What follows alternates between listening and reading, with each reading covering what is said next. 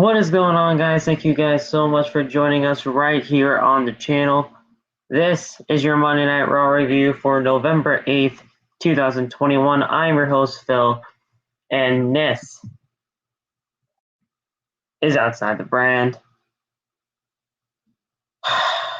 After WWE announcing their Survivor Series matches via Twitter, mainly the traditional Survivor Series elimination matches, WWE was scrambling not only to put together a Monday Night Raw episode, but they were just trying to figure out what the heck they're going to do as we draw closer to the Survivor Series. Kevin Owens tries to clear his name after everything that happened last week with the rest of the locker room.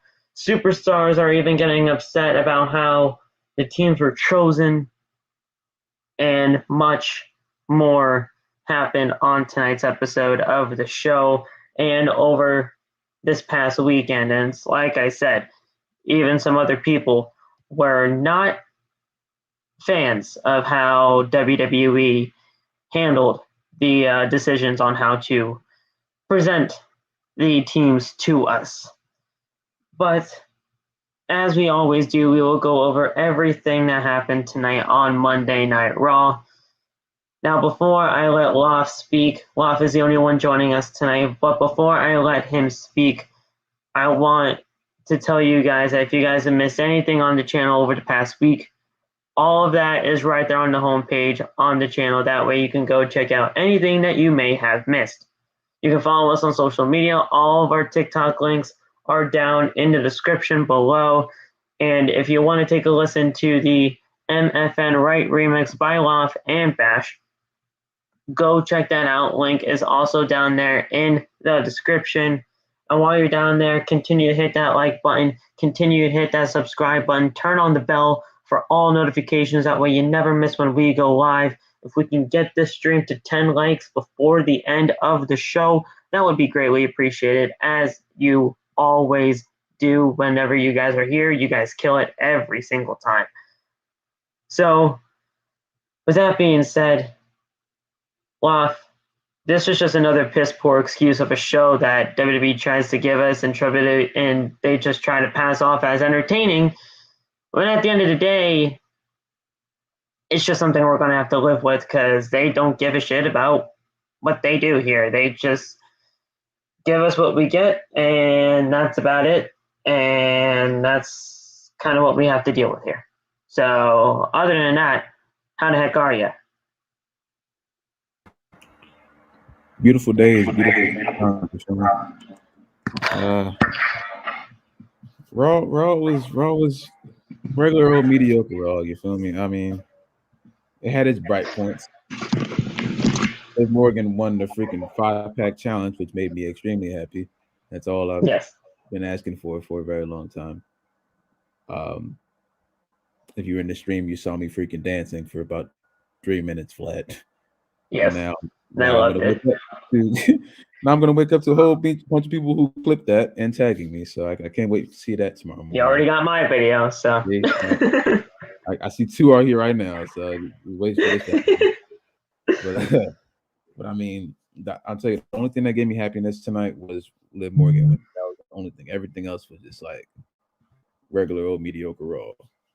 I will say the show kind of went a little bit faster than usual, and I wasn't as exhausted as I usually am at the end of a Raw. But as far as the content, nope. Yeah. Nope. I don't know, man. I don't know. We are legitimately, I think we're 2 weeks away. I think Survivor Series is 2 weeks away. Mm-hmm. And WWE over the past few months has been going over this Survivor Series as brand supremacy. Raw versus SmackDown. We've had champion versus champion. Over the past few years, we had it was a few years ago. I don't know exactly what year it was when they did the whole when they brought NXT into the mix. I think that was 2018, if I'm not mistaken. I'm not really sure. If you guys know, please let me know in the chat. And I'm just gonna freaking look it up. Why not? We got time. 2019. 19 was it? Because it was Shayna, Becky, and Bayley. Okay. But not over the past few months, they've always just done these Raw versus SmackDown, champion versus champion. We finally got announced that it is going to be, well, for now, it's going to be Biggie versus Roman Reigns. Yeah. That was announced tonight. As of right now, it's still looking like we're getting Becky versus Charlotte. Again, I still say for now, because WWE loves to do these things all in a random way.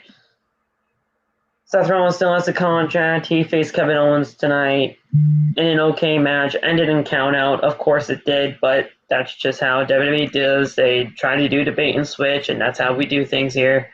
Kevin Owens officially turned heel, which I'm happy about, but then again, who really gives a fuck? His contract ends in January. He might not even be here. So we'll figure that out as we go along. Liv Morgan won the Fatal 5-Way, which we will get into. That was a very, very... I wouldn't say it was a very good match, but it was the right outcome. I'll say that. Worthless 8-man tag, but that's just what we get here. And beyond. The guys, we're going to go over everything from top to bottom on this show. And before we get into that, Lof, I told you in your live chat, some people were not happy. And one of them was Ricochet. Another one now goes by the name Taya Valkyrie, but she was known as Frankie Monet to all of us in WWE land. Did you hear anything about what Ricochet and Frankie Monet said on Twitter over the past weekend? Not at all. I have not been on. I rarely have Twitter on my phone, so I did not see that. Ricochet tweeted one day ago. So this was on Sunday. It was like a day after they did the whole Survivor Series announcements on Twitter for WWE.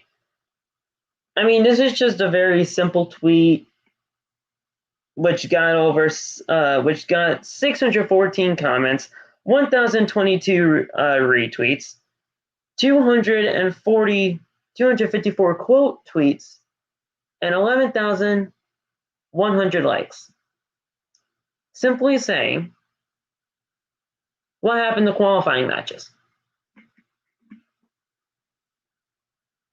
So even he's like, what the heck happened? I distinctly remember like SmackDown making like an hour of their show just qualifying matches. Right.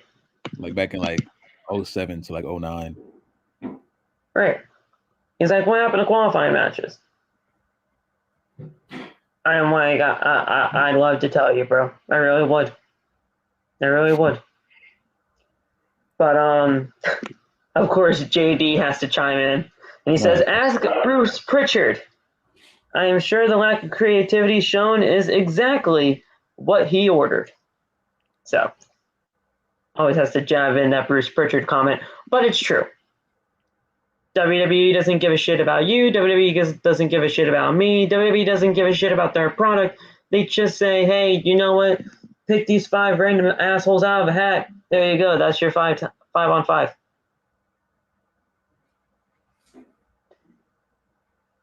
But every year, well, not really every year, but this year. Just knowing WWE, I should have expected this. We all should have expected this. Because they don't care. and it's clear as day now. Been clear as day over the past few months. Yeah. But that's not the big story here. The big story is what happened with Taya Valkyrie. And I know, as we all know, Taya Valkyrie was one of the ones that were let go due to the, well, budget cuts over this past quarter. And Taya Valkyrie, she went off on Twitter. She did. She said, like, hey, you know, this shit just is not right. And we all just gotta talk about this. So I don't wanna name their at. I'm just gonna say a random, just someone random on Twitter saying, please do not hire old wrestlers, just focus on young. Taya then comes out and says, shut the fuck up. I just turned 38. I've been ashamed to even speak about my age until today. 38 is not old, especially when you're a man. Process that. Then she quotes retweet her own tweet and says, age should not be an issue, and I am sick of people using that as a reason that someone should lose their job. I'm a woman, a wife, a mother of 2 dogs, and an aunt and a friend. Nobody should ever say that 38 is old. Grow up. And I completely 100% stand by her in this statement. 38 is not old. 38 is not an age where you're just criticized over the past, like over what you've done in the past, or saying like, oh yeah, because of just things that you've done in this wrestling world. 38, I know people that are in their 30s that are in the prime of their lives right now, all right?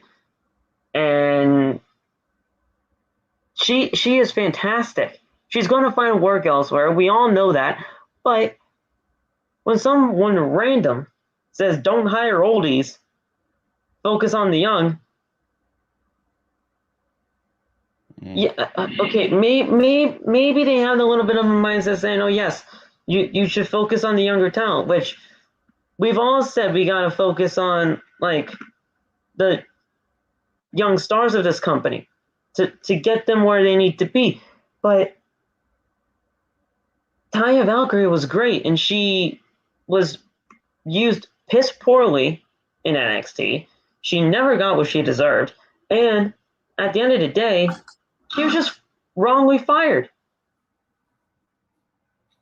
I completely stand behind her and wherever she was going, and now she has to wait 90 days, 30 days. She was in NXT. Yeah. And now she has to wait a month to try to figure out what the heck her next move is. And now she's just sitting at home waiting. I don't know what you think about this. I want to get your thoughts. Taya Valkyrie just speaking out on saying, hey, you know what? You should not have to be worried about your age in this wrestling business. Age is just a number to her, and I completely agree with that. She ain't saying nothing wrong. I think people are misinterpreting when we say build young stars. We're not saying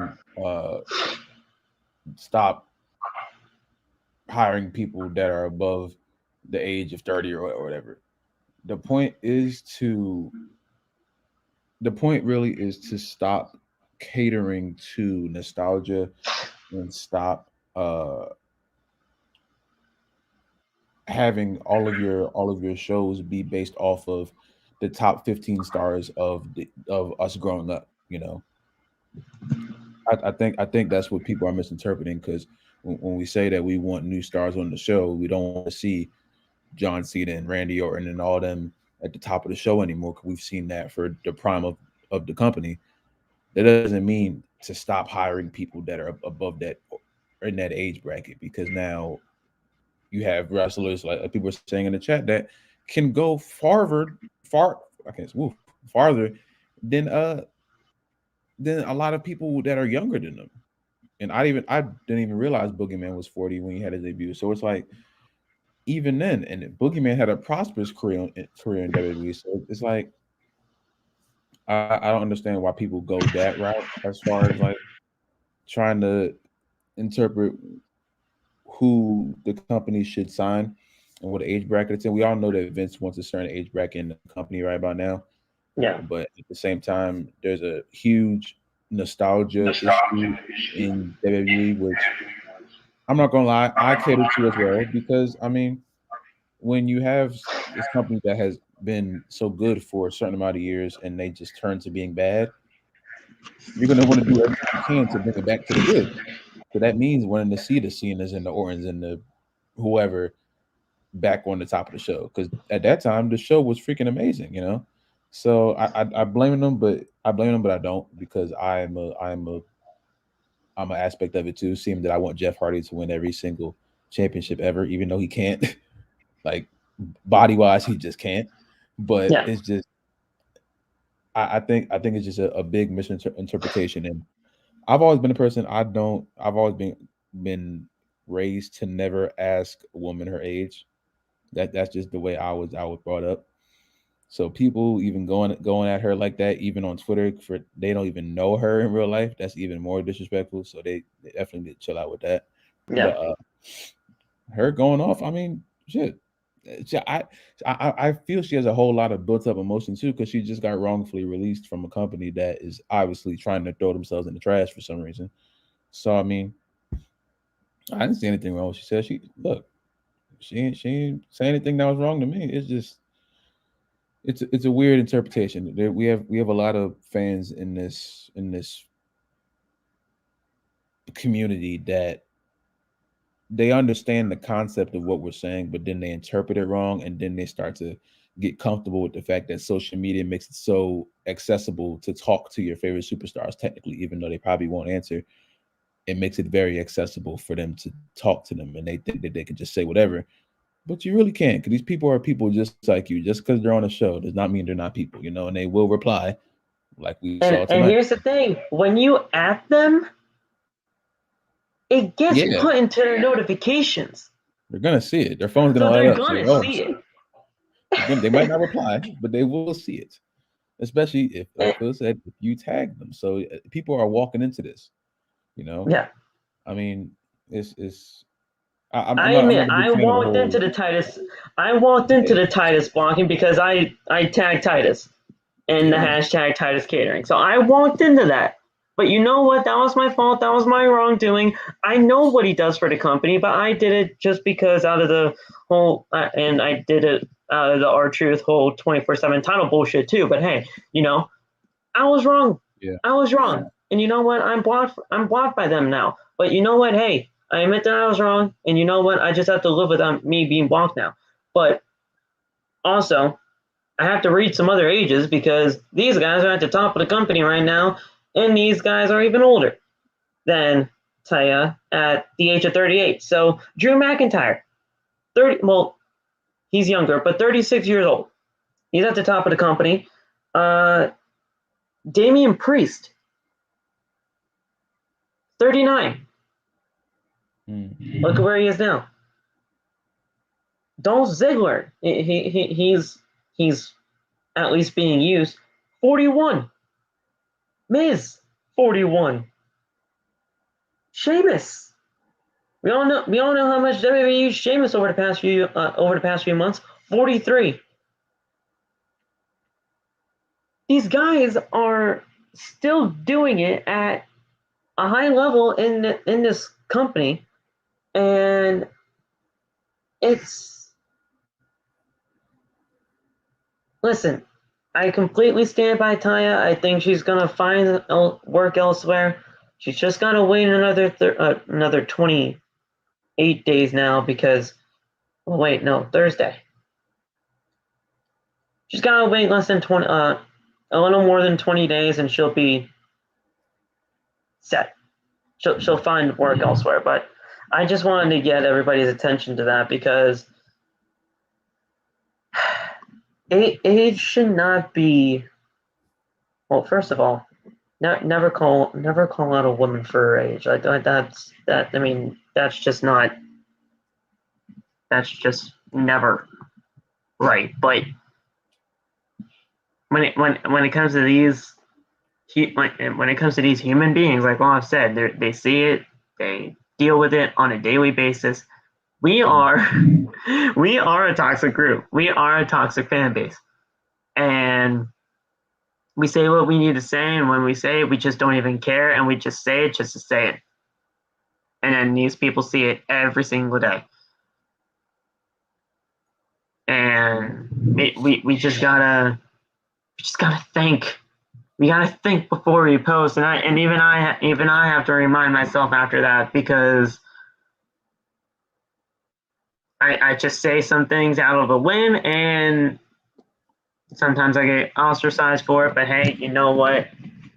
I just need to say what I need to say, and if I'm wrong, I admit it. So. But I just wanted to bring that to everybody's attention. I hope everybody is doing a great, having a great late Monday night. In 1 minute, it's just about to turn into Tuesday. So I hope you guys have a great Tuesday and the rest of the week. We're going to go over everything on Monday Night Raw, and we'll get everything started for you guys here tonight on the podcast. So guys, it is officially Tuesday. Happy Tuesday. And let's get into this, y'all. We start off the night with Seth Rollins. He just came out. He's pretty much promoting the main event tonight. He faces Kevin Owens. He says, and I quote, "Owens will stab you in the back any chance he got. Don't believe me? Why don't you ask his old buddy Sami Zayn? How about at True Kofi, but how about Kofi Kingston and the rest of the New Day?" So we all remember, Kevin Owens and Sami Zayn have a long history. That's why they brought him up. And then Kofi Kingston, when he was WWE champion, one of his opponents in the WWE championship match was Kevin Owens. And that's how they brought that up. He pretty much went on to say that, hey, you know what? No matter what happens, Kevin Owens is always just going to stab somebody in the back. What makes anybody think that won't happen to Biggie, who is the current WWE champion? Kevin Owens runs out and chases after Rollins. Owens tries to powerbomb Rollins on the outside onto the ring apron, that apron powerbomb that he always does. But Rollins manages to escape and run away to the back as Owens stands angrily in the ring. So there you go. Rollins just trying to stir the pot as always, but you know what? I've just loved everything that Rollins has done, so I can't complain about this. Rollins and Owens. I was looking forward to this main event. I was really looking forward to this, and honestly, this did not build it. Well, this was a pretty typical way to build it, but you know what? I was okay with it. I mean, it was an okay opening segment. It was pretty typical. I didn't see anything that I haven't seen before, so I was hoping for something different, but I don't know why I should put the words raw and different in the same sentence, but it is what it is. So we have our next match. Well, our first match of the night, and it was just your regular everyday 8-man tag match that they always try to do. Randy Orton and Riddle were seen backstage, and they were just talking, having a good old time. Riddle is probably stoned, so he's just talking some random shit. he was just trying to say it's great that we're teaming with Street Profits, all that kind of thing. And Warren said, you know what? Who gives a shit about the Street Profits? I give a shit about what we got right here. What we got right here. And that is the Raw Tag Team titles. Look, if they have a personal vendetta against Omos, that's their problem, and they can be on their own. That's it. And then Riddle was trying to warn Randy that they were behind him. Turns around and said, look, you're on your own tonight. If there's some kind of situation with Omos. And then he just said, see you out there. And he walks out. Riddle said, well, that went as well as I expected it. See you out there. And he just says, wait up, Randy. And then he just scoots on out of there. It's just your typical RK Bro thing. I want these two gone. I want these two gone already at this point. These two are not doing it for me anymore. Thank you. I don't know why they got it for me in the first place. I don't know how they did it for me in the first place.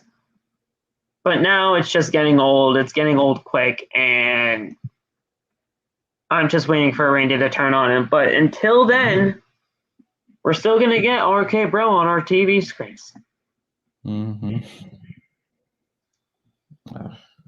I was trying to tell people this whole time. Oh, it's funny now. It's gonna stay. It's gonna do its course, and now, as funny as Riddle can be to y'all, it's starting to run its course. It's starting to hit that point where it's like, all right, y'all have to do something. Yeah, I'm gonna tell you. 'Cause I remember when this first started, people were trying to compare it to the now Bryan Danielson and Mayor Glenn Jacobs, Daniel Bryan and Kane. But the reason why you can't compare it to that is because one, both of them were somewhat in like amazing shape for wrestling, and not saying Randy and Riddle aren't, but they were more so in a position to where every week they were doing something that was making their team more than just wrestling, you know. RK Bro goes out there, they do a little skit. Man, Riddle, I'm high. Goes out there, they do the match, come back out. Randy gets mad at Riddle because Riddle did something stupid. It's the same thing. They had Kane and Daniel Bryan doing skits, had them doing therapy sessions. It wasn't the best television, but it was something that stimulated your brain to be like, oh, these guys are more than just a tag team that you see on TV. And that's what made it funny. You know, that's what made their comedy in the ring more funny.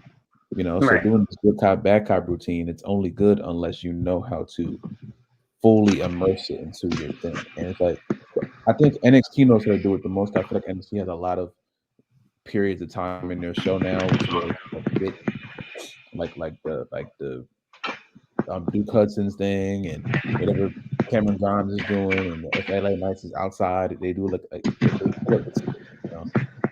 I think that's what Raw needs to start doing again, because one, I think it'll make the show go faster, and two, a lot of the teams that are starting to fizzle out, you can put those skits in there, make it more real to us, you know. But if you're gonna keep showing us the same formula of Randy getting mad at Riddle because Riddle's talking about complete nonsense, Riddle gets obliterated, Randy gets mad, and then we just next match. Like they've been doing this formula since they started, you know? Yeah. Now I'm trying to tell people how stupid this is, especially like Tramel just said, when Randy RKO'd him and people were trying to tell me it was a friendly RKO.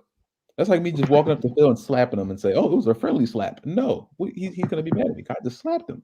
Now I admit when that happened, I said he slipped. I was like just in a joking way because I knew what the hell was actually gonna happen. I knew what the fuck was happening. I don't like this now. I don't like it now. No one in the history of anything has ever just attacked somebody and say, "Oh, it was a joke, though. Let's get no." That's not how things work. I don't know. I know they're trying to target the kids now. Oh, see, Randy slipped. No, he didn't. Yeah, I was only just joking around because it's just what I saw. I saw a tweet. I saw a tweet on Twitter that said that, and I was just like, you know what? That's fucking perfect. I might say that on the podcast tonight. I know somebody's gonna get pissed off, but you know what? I don't care. He slipped, and that's it. And I was like, yeah, no, I know he did. It's just a fucking joke. Like, I don't like this team now. They need to get them off. But that's just going to be another tag team broken up when it does happen. Yeah, I mean, and we barely have enough tag teams. I'm always down for a good joke, but there's only, I told y'all this when it first started, there's only so long a joke can go before it's not funny. Right. I can't come on here and tell y'all the same joke every single week and expect it to be like, ah, it's not going to be that funny. You just heard me say it 5 weeks in a row. And that's what RK Bro is. A joke that went on for too long. And now you either break them up and go to an inevitable feud, which should be for WrestleMania, but we're a little bit too far for WrestleMania now, so we're gonna have to wait for a while. WrestleMania isn't until April, and we're only in November, so this is probably going to stretch itself, and this is going to get progressively worse until we have the blow-off match, hopefully at WrestleMania, and it may or may not be even satisfying because at that point we're going to be annoyed with both of them. Well, I will. I'm annoyed with both of them at the same time. I think both of them in two different areas. I think Riddle should be going for Roman. And I think Randy should be having one-off feuds with people like Cena and Brock and people that you don't see on TV like that. Because Randy has more than done his time in this company. More than put in enough work. More than that. His prime, he had like 4 different primes. Yeah, Randy Orton is one of those superstars that had so many different primes in this company when people thought he was done, and Riddle's just getting started. So that's why Riddle should be somewhere on SmackDown, and Randy should be doing his thing on Raw. You don't have. I wanted to see a Biggie versus Matt Riddle. Yeah, like I thought this whole RK Bro thing was about to get Riddle to that point. Yeah, and Riddle, I don't even think people realize how good Riddle is at wrestling. Like they only see it. Well, I only see. I don't want to say that, but I only see it when he has those 14 different rematches with AJ Styles. But it's just people forget that he was a former MMA guy. Yeah, he's freaking awesome. He's freaking awesome. It's just like there's only so much you can make it. You can. There's only so long you can push a joke. You know. Yeah. And now you're starting to make it a little bit too. It's starting to get bad. It's starting to get bad. Well, I always thought it was bad, but now it's starting to get worse, and more people are starting to realize it. So we'll see what happens with it, man. Anyway, we had the winner of this match actually being Dolph Ziggler, Bobby Roode, the Dirty Dawgs, and AJ and Omos. Final sequence was Riddle tags in and hits a drop kick, but then is planted by a slam from Omos. Omos goes to tag Styles, but Ziggler runs in to make the tag himself. And the heel team begins to fall apart, saying, hey, I'm getting in this match. You know, he was supposed to tag me, blah, blah, blah, blah, blah. All this kind of shit happened. Roode drags Styles down to the floor below. They start arguing. Omos comes from behind, grabs Big Bob by the neck, throws him into the barricade, and then Ziggler just slides in there, slides into the ring, like sliding into your girl's DMs, and pins Riddle for the 1, 2, 3. You know, you see how long Riddle was laying there? He didn't even do a move. He just crawled in, pinned him, 1, 2, 3. Riddle was laying there for so long. Yeah. He was just out, and the dog just came. I thought he was gonna kick it out. I don't even know what move he got hit by. Have him lived by that. Oh, the slam, yeah. Omos the slam, yeah, the slam thing, the 12-step, what freaking Luke Gallows used to do. I love that move. Oh yeah, the double hand choke slam kind of thing. Yeah. Luke Gallows does it. Or what's his name now? It's not Luke Gallows anymore. Doc Gallows. Yeah, Doc Gallows, yeah. But yeah, so AJ, Omos, Ziggler, and Rude get the win. Of course. And you pin one half of the Raw Tag Team Champion. So there you go. Champion loses on Raw. After the bell, Orton runs in, hits an RKO on Ziggler, then grabs Riddle and the tag team titles, and they go in the back. Mysterio and Dominik are making their way out to the ring, and Adam Pearce has an announcement. Jesus, having a stroke. They need to figure out what the heck's happening for Survivor Series. Have a commercial break, and we return with all of them in the ring. Pearce says that he wants to talk about Survivor Series. He says that the pressure is on for Raw this year, even though it really isn't, because Raw defeated SmackDown 5-0 last year at Survivor Series. Pearce says that he made a huge mistake putting Dom in the tag team. You know what? It was probably everybody on Twitter saying, "What the fuck is Dominik doing in that team?" Because you know what? He hasn't fucking done shit to be on Survivor Series. So this time they actually did listen to us, because what happened? Oh, trust me, what happened was a freaking massacre. WWE, everybody on this team is a former WWE champion, except for Dominik. And that's a problem to him. Pearce says that Dominik still has all the potential in the world and he can still be on Team Raw. Unless he loses to this man.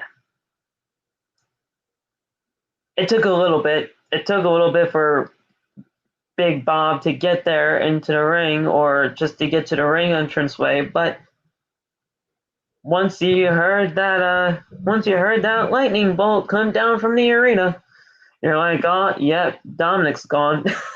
He's done. Dominik's dead. He's dead. And I said in the last chat, like maybe about 5 different times, Lashley replaces Dom confirmed. And I saw one scene in the chat. He was like, watch Dom hit a roll up on Lashley and all that kind of stuff, and I just see roll-up seasons everywhere, and I'm like, oh no, please do not let that happen, guys. Come on now. Even though the entire card was pretty much spoiled for Raw tonight, so I knew this match was happening. I knew everything that was going to happen on Raw because they actually spoiled the entire show. Really? Yeah. Huh. There was an article that came out that legitimately had the entire script of Raw, so... Oh, nice. Okay. I looked at it because you know what? I could just care less about what Raw is doing right now, so I just looked at it. I didn't even know they did that. Okay. So it's Dominik versus Bobby Lashley, and the winner gets to be on Team Raw. So technically, this was a Survivor Series qualifying match. If you really want to technically call it that, it's just Dominik trying to save his job, pretty much. Oh, and by the way, MVP is back. So he's back, but he's actually no, he didn't have the cane. So his knee's healed. There you go. He doesn't have to have that stupid cane anymore that he held for like 2 years. I thought he had it. In this picture, it shows that he does not have it. Huh. Oh. There's nothing there. So looks like the cane is gone, people. Okay. So the Almighty is back, and we have Big Bob Lashley edition versus Dominik. Booyaka Booyaka 619. Booyaka Booyaka Dominik Mysterio. Man, Dominik Mysterio. This match was a freaking massacre. Outside, Lashley hits a big boot to Ray and slams Dominik into the ring post again. Back in the ring, Lashley hits a spear and locks in the Hurt Lock. Again, Dominik taps out. So there you go. Lashley is on Team Raw now. And yeah, so there you go. Dominik's a true jobber. I've been saying this for months. Dominik needed NXT, but no, they just thrust him into a feud with Brock Lesnar and Rey Mysterio, and that's it. I said that Dominik was a jobber a couple of months ago, and I got ostracized for it. I got told that I need to get off TikTok. I got told that you just should not watch this company anymore if you're just going to act this way. Look at where he is and tell me that I'm right. Well, tell me that I'm wrong. No, you're going to tell me that I'm right because that's exactly what I am. He's a fucking jobber. Where are you guys at now? Where are you guys at now? Tell me I should get off TikTok. That's right. It makes no sense. It makes no sense for them to even split them apart. Because they showed you tonight what they think of Dominik. So why on planet Earth would you even think to get him away from his father? How can Rey be okay with this, first of all? Huh? How can Rey be okay with this? The misuse of his son. He knows his son can go. He's been training him since he was probably 10 years old. Or how? I don't know. You're probably not going to bring him into the ring when he's 10. But you get what I mean. He trained him at a young age. Yeah. And now he's here. He knows what his son can do, but they're just saying, hey, you know what? We're gonna have your son lose in 2 minutes to Bob. And not only lose, get completely destroyed for 2 minutes. Yeah. Split them apart. Oh, Dominik heel turn, then what? Imagine if Dominik just closed on Rey and heel turn, then what? What we see next week? Guaranteed this is going to lead to Rey or Bobby costing each other to get eliminated at Survivor Series. Probably. But you know what? It won't even fucking matter because Survivor Series doesn't have anything on the line anyway. You're not going to gain anything out of this.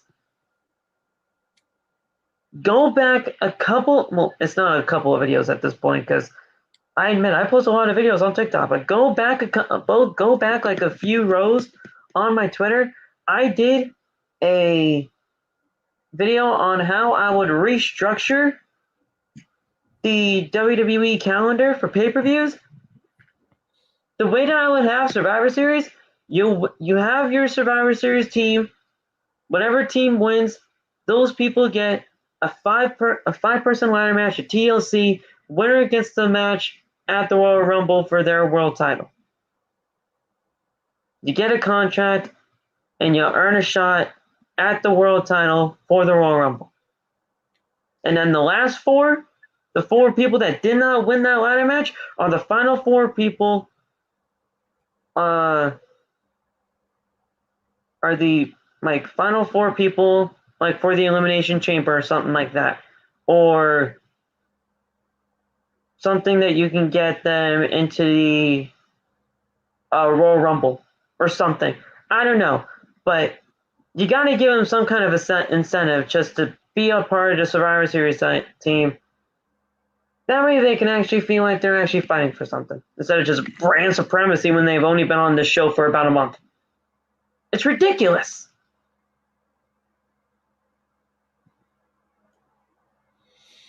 And Dominik was at expense of this.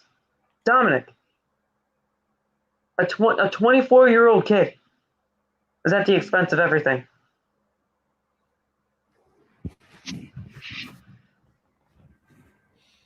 Hopefully this shows people that they do not care about what Dominik is doing.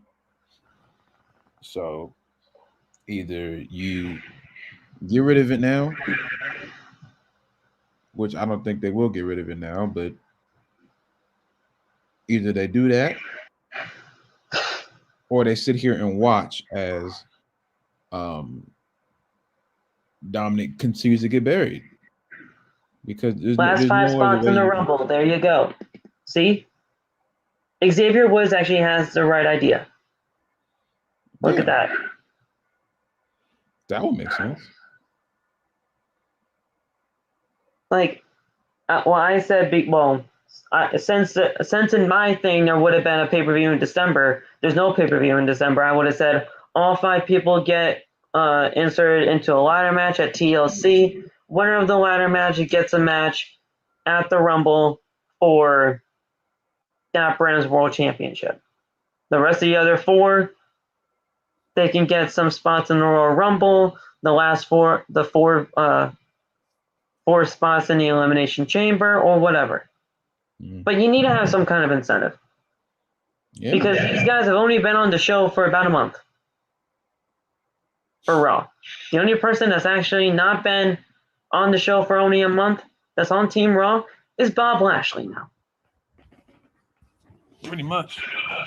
Because Bob Lashley's been on the Raw roster for a little bit now.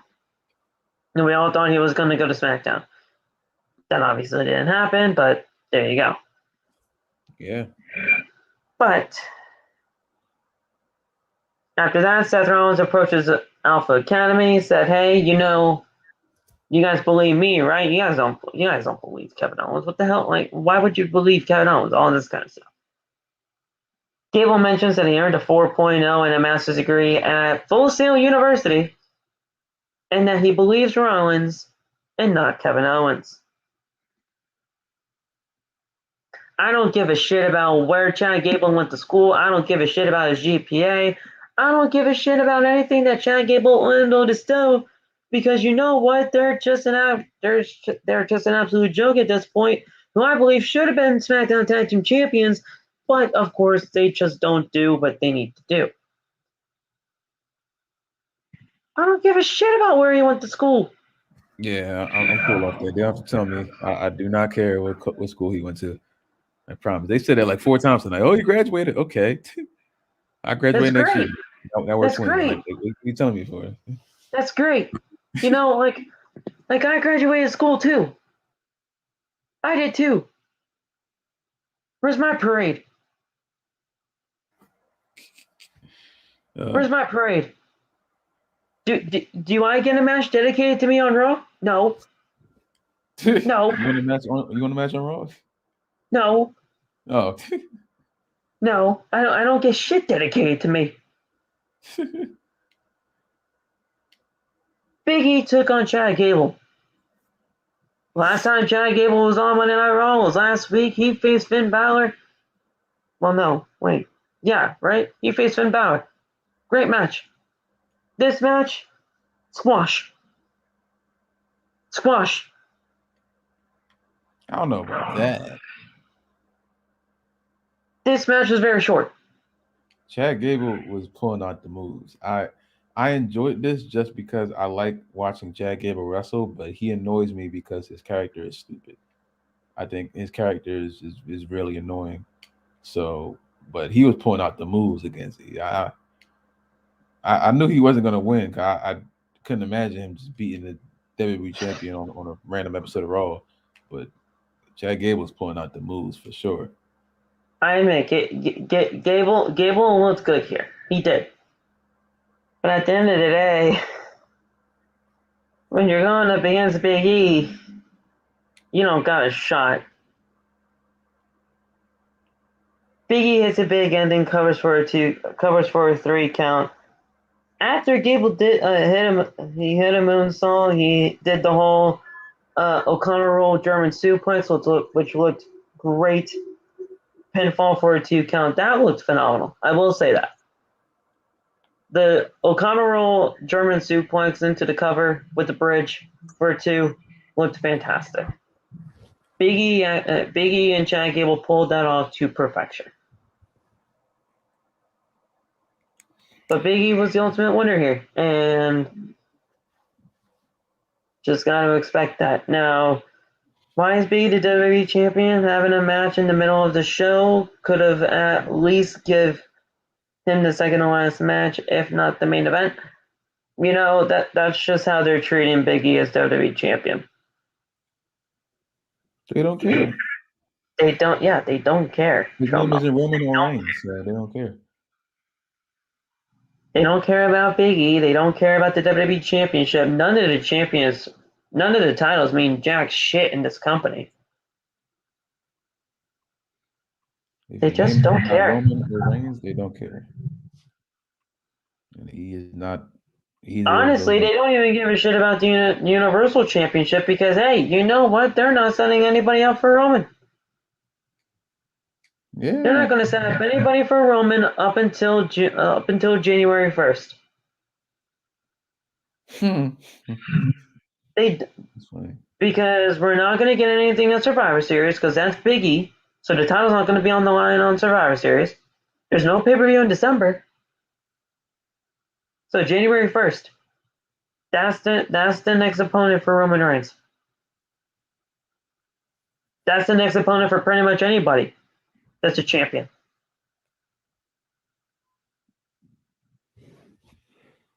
That's what I'm trying to tell people. Like the whole, this has been happening ever since he won the championship. It's a power imbalance, and it's gonna stay like that. And everyone's like, "Oh, well, give Seth Rollins the championship, or give Drew McIntyre, or whatever."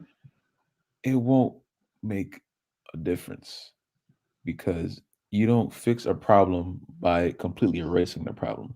You fix the problem by first identifying it and then working to improve it. You can't just, oh, this isn't going right, let's just destroy it. No. You don't like EA's championship run. You don't just destroy the championship run. You are called WWE creative. You're supposed to create the show. So how in the world can you not create a scenario in which it's like they're literally writing the story. Every week they have a pen and paper, and all they have to do is write down what they want, and then the guys that they pay to do it have to do it. So why aren't you writing scenarios to make E look more like a dominant champion? Why? But when Roman Reigns goes out there, he's just the best person to ever walk. And it's like, okay, that's cool, but you have 4 or 5 other champions that are being treated like whatever, you know? And you got people backstage who think E isn't right, but it's like, why would you even say that to somebody who can't even control what's going on? He can't physically control anything. All he has to do is do his job. He can't control what he has to say on the script. You guys write the script for him for what he has to say. Yeah, they're not So right. Roman, you guys. They're not well, right. yeah, Roman, not Romans. Roman and Paul are doing everything for most of that damn show. Yeah, because Roman meets with Paul. They figure out what they need to do and get it done. If I saw a picture of Roman Reigns and Paul Heyman writing for SmackDown, I would be like, okay, because that's probably what it is back there. I think both of them have a lot more pull on SmackDown than anybody does on Raw, because it seems like it's just a whole bunch of people who are trying. I don't even know what the main point of Raw is at this point, because now it's just like even your main champion is getting meaningless matches in the middle of the show. And of course, I'm happy he won, but it's like every time Roman Reigns gets in the ring on SmackDown, there's some kind of stipulation that's like, oh, we got to watch this match. Why in the world did I have to watch Biggie versus Chad Gable? Was it going to be a good match? Of course, they're two great wrestlers, but why in the world should I care about it on a story wise, on the story angle? Like on Friday, Roman and Woods are having a match. You know why I care about that match? Because Woods and Kofi just got demolished on Friday. Roman is Universal Champion. Xavier is the King of the Ring. And they're trying to, thank God, build something towards Survivor Series. What in the world is E and Chad Gable building to? And then they teased E and Otis like I've ever in my life asked for Big E versus Otis. I promise you, I've never said that. I don't think Phil's ever said that. No. He hasn't said it to me. So I'm like, when in the world did I ask for Big E and Otis to have a match? Because they had this whole stare down. And I'm like, okay, if I see something stupid like that, no. But it's just they don't know what they're doing. It's just I don't know. I know Phil always tells me that the same people write SmackDown and Raw, but I do not believe that because there's no way in the world that SmackDown can put Roman Reigns. It's the same creative team, but there's different departments for the shows. That is the most stupid. Oh. We get Bruce and Vince every single Monday and Friday, but the thing is, they have different departments for the shows, and it's as you can fucking tell, it doesn't work. That's a dumbass department. But what needs to happen right now is what Corbin really said. WWE Creative just needs to get fired, please. At the end of the day, these people just don't know shit about wrestling. They don't know how to create stories. They don't know how to create something compelling so that we can actually stay on the TV screen. I was flipping back and forth through Monday Night Football right now, where the Steelers are actually kicking the Bears' ass, and I'm honestly kind of just pissed off because this division needs to spread out a little bit. But that's just my own. But that's a different story for another day. WWE needs to get their shit together, otherwise nobody's going to be watching the show. You good? And we're already almost at a 1.5. We're just slowly staying at a 1.6 mil for the ratings. People say ratings don't mean shit, but then when you look at the 1.6 and then you look at the 1.6 and then you look at the rating a year ago at this time, and Raw was almost doing a 2.5 or whatever the heck it was. So obviously something ain't working. Yeah. Kofi and Woods get a feud with the Bloodline, and Biggie has to deal with Chad Gable and Otis. Right. Well, right. Yeah. Chad Gable and Otis, man. You know, when they were on SmackDown Live, I don't even know who the SmackDown Tag Team Champions were at the time before the Usos had it. But before the Usos beat whoever the champions were, I pushed heavily for Chad Gable and Otis to become the tag team champions over there on SmackDown. I pushed heavily for that because what Chad Gable and Otis were doing on the SmackDown roster back before the whole draft happened, they were fucking fantastic. And I loved Chad Gable and Otis from that moment before. And then they give it to the Usos after their 6th DUI. Again, rewarding people that just should not be rewarded. And then, obviously, the whole Bloodline thing happened, and now we're there. Chad Gable and Otis were such on a hot streak, and then they got moved over to Monday Night Raw, and now we're here. These guys had potential. These guys broke Otis away from Tucker for reasons that were never explained, for reasons that, at the end of the day, will never get explained to us. Chad Gable brought him to where we see him today, and now we just see Otis staring down Big E. This team had potential, and now it just went all downhill. And it sucks because these two, I like these two, but they're just not going to go anywhere.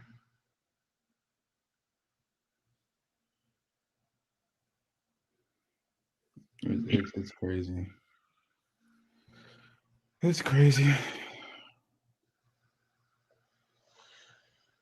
I don't even want to talk about this next thing because this right here, I was in your chat at this point because after everything that happened, we were backstage with Adam Pearce and Sonya Deville. They were speaking to pretty much the entire women's locker room. And I say entire because there are only 7 people back there, along with Adam Pearce and Sonya Deville, and that's the entire division. So the entire division were backstage talking to the general managers, and they were pretty much saying, hey, you know what? We're going to have a little bit of a competition between the teams, and we are going to have a fatal 5-way, and the winner of that fatal 5-way will earn a future Raw Women's Championship opportunity. The 5 people that were in this match were, if I can get to it, Bianca Belair, Carmella, Queen Zelina, Liv Morgan, and Rhea Ripley. Doudrop calls out Deville and asks her why she was not included in the Survivor Series match. She asks why wasn't she given a chance when Bianca Belair, who was given plenty of chances, why does she just get to be on the team? Both. It wasn't Natalya. I don't know why they have Natalya on here. It wasn't Natalya. It definitely wasn't Natalya. It was Dana Brooke that said that she was overlooked for way too long. I don't know why Ringside News says it's Natalya, but it's not Natalya. It was Dana Brooke. She said that she has been overlooked for way too long, and then even Nikki Ash says that she deserves an opportunity because, hey, you know what? Out of everybody here, at least she's been a Raw Women's Champion. Yeah, for 2 seconds. Yeah. But you were champion, so, I mean, I can't take that away from you. You were champion, but for about a day.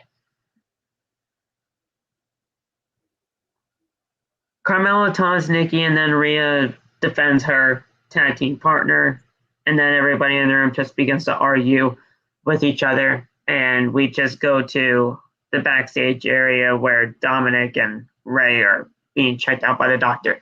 This is why you don't do these tag team announcements on social media. You don't do it this way. I hated it then. I hate it now. You can't be doing this here. You're just neglecting talent. You're just neglecting what Survivor Series is supposed to be about. And at the end of the day, WWE did this to themselves. And you know what? I knew this is exactly what was going to happen. Even if they wrote this even if they just put this in the script and they actually wrote this shit out, even if this wasn't written out, I could have saw this coming. Because this is just neglecting talent, and you're just legitimately just saying, hey, you know what? Fuck you. Fuck the other people in this division. We're just going to have these 5 people here because they're probably the most relevant in the division out of the 7 that you got. And there you go. So obviously 2 people are going to be left out regardless. Yeah.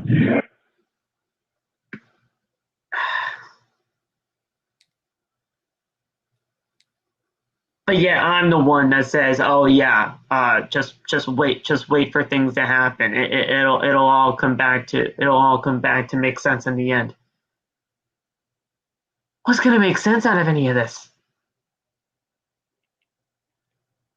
What's gonna make sense? Make it make sense for me, because none of this does. Hey, the only thing that I was confused about is the way that they went about putting these people in the match. The outcome I was happy with, but it's just like They're the 5 most relevant people on the show right now in this division. That's the only reason. Dana Brooke and Doudrop are not relevant in this division right now. They're not.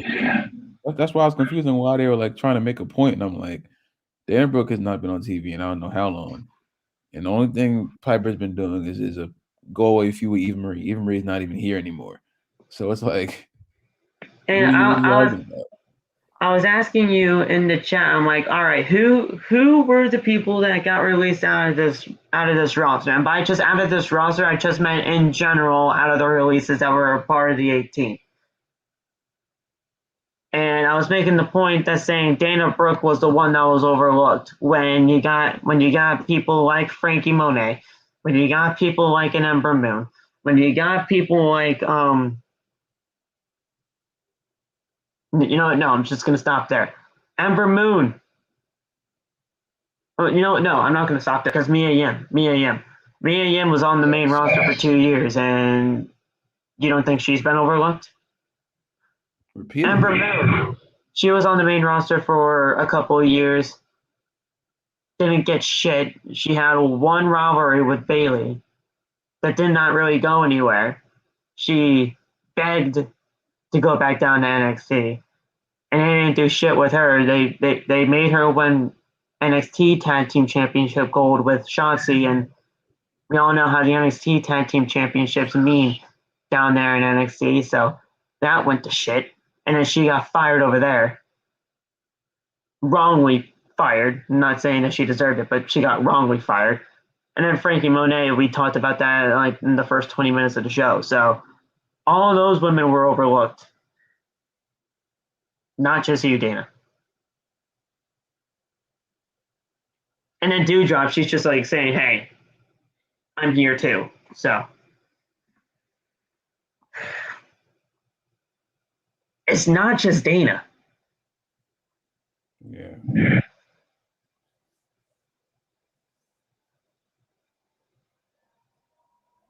But I say it again, it's just a neglecting of talent that happens in this company. Pretty much. At the end of the day, Adam Pearce sets that as final, and everybody's just going to have to live with it. No, I just can't. I can't accept that. I can't accept that. I'm gonna have to, because once Survivor Series is over, nobody's gonna remember shit anyway. But yeah, because literally once Survivor Series is over, so it's like, oh yeah, back to normal. Fuck brand supremacy. It's just we're going back to square one. Pretty much. But it's just I don't even know. Like it's and I mean we even mentioned this earlier on the podcast. Ricochet was even pissed off about how everything was handled too for the men's part of the matches when he said, "Hey, you know what? Where the heck were the qualifying matches?" So it's obviously not just the women that are getting upset here too. It's obviously the men. And honestly, trust me. Well, first of all, trust me. The releases aren't over by a long shot. There's going to be more. Heck, they were going to fire 10 more people, a part of this 18. So, and those 10 people, from what I heard from a lot of other articles that I've read, those 10 people aren't safe. So we could possibly be seeing those 10 soon. I'm not going to be shocked if Ricochet is one of them. I'm not going to be shocked if Shayna Baszler is one of them. I'm not going to be shocked. Who else? I was going to say Titus, but Titus is a very important part of this company, so they can't do that. I don't know, but those two people right there, I'm not going to be shocked if they're a part of the 10. And that's just what we have to deal with from now on. You're not going to be shocked if it's Bianca. I'd be shocked if it's Bianca, honestly. I'd lose my freaking mind. Yeah. Bianca would. That would be insane. But the thing is that they have been treating her like shit ever since she lost the Raw Women's Championship to Becky in 26 seconds. But even then, she's been absolutely. I mean, she's been probably one of the most relevant people on the show over the past few months. So that would kind of shock me. But we move on. Rey Mysterio provides a medical update on Dominik, says he strained his neck, but he'll be fine. Austin Theory sneaks in to take a selfie with the injured Mysterio, and nobody notices, and he just walks away. Austin Theory is a grade A stalker, and that's his character. I was like, how did no one see him get in there, take the picture directly behind Ray, and then he just runs out? He is a grade A stalker. That's his gimmick. He stalks the Mysterios, takes pictures of them, and then goes away. That's really weird.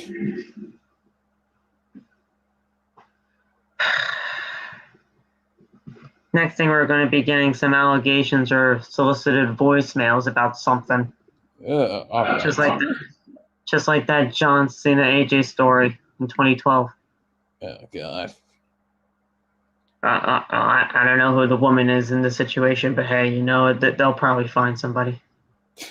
They had Chelsea play the therapist for Daniel Bryan all those years ago. Remember that? Yeah. I hope they don't go that route. Please don't go that. They won't. I'm just spewing some random shit. Honestly, Vince is probably listening to me right now. He's like, "Oh yeah, that's some good shit. We're gonna get that on Raw." Don't do the nasty stalker villain routine. We've seen that way too many times in this damn company. In professional wrestling, period. It never works. Yeah. Up next, Laf. Can you explain to me what the fuck just happened after this? 24/7. Oh yeah, that was. Wow, this was fucking ridiculous. That was something. The initial match was Reggie versus Drake Maverick. I was on TikTok for the rest of this match because fuck the 24/7 title. Drake Maverick won. So we have a new 24/7 champion. After the bell, Akira Tozawa runs out and pins him with the championship. So Akira Tozawa was champion. Corey Graves gets out of his announce chair, pins Tozawa, and he's the 24/7 champion for all about 2 seconds because then Byron Saxton rolls Graves up for the 1, 2, 3.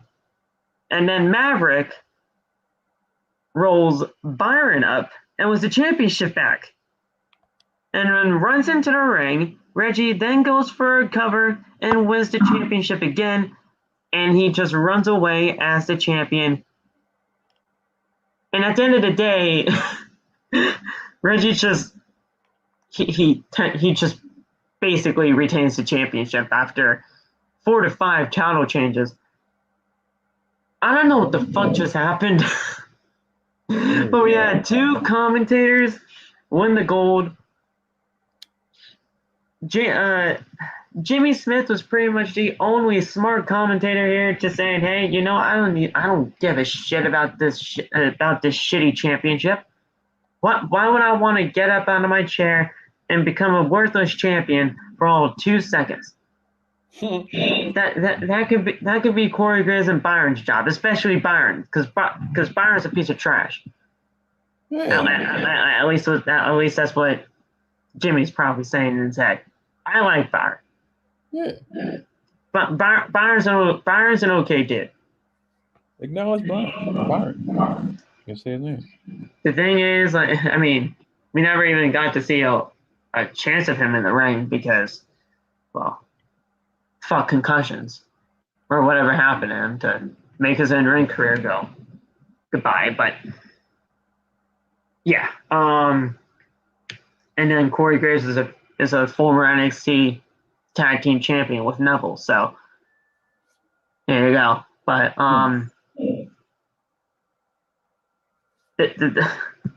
but Love, the fact that this entire segment was approved is beyond me. The only funny part was the freaking Corey and Byron, because as soon as I saw Byron win, I was like, oh my god, this might work, and then nope, taken away from me so fast. So everything else was just like really stupid, but I jumped up when Byron won. I saw that. I was on the live. That was great. I was on the live. I need to go back to Twitter. I need to read out what I saw. It's JD, but I have to read it because I completely agree. What the fuck? What on fucking earth am I watching? This 24/7 title stuff is the most embarrassing shit in all of professional wrestling. How does a segment like this get approved? How? Who thinks this is good television? I certainly don't. I don't. I've been saying for weeks that the 24/7 champion, not even weeks at this point. It's months. It's been years. It's pretty much been since its inception. The 24/7 championship needs to burn in fucking hell and never return. This championship means shit. This championship means you're legitimately at the bottom of the barrel of this company. And it legitimately just shows that they don't give a shit about Byron or Corey Graves if they're actually winning the championship. Or they're just saying, hey, you know, this is just going to be some funny shit, and here you go, we're going to have two commentators win the championship. When it's ultimately not that funny. It's not funny.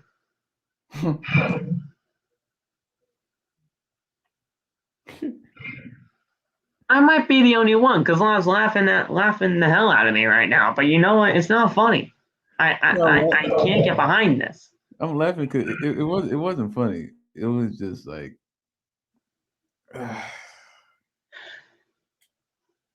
I don't. There's nothing about this that's quality TV. I wouldn't want to see this again. But as soon as Byron lost the championship, then my interest went down. So it's just like, okay, it was like. Why would you want Byron as champion? Because I was tired of seeing Reggie come out there with a suit and flip around for 20 minutes. Okay. And Byron looked like he just won the Royal Rumble when he won the championship. He did the whole Triple H pose, and I was like, okay, this might be cool. Nah. Take it away from me. Now I'm like, okay, now I really don't care about this. You guys gave me something and took it that fast in about 4 seconds.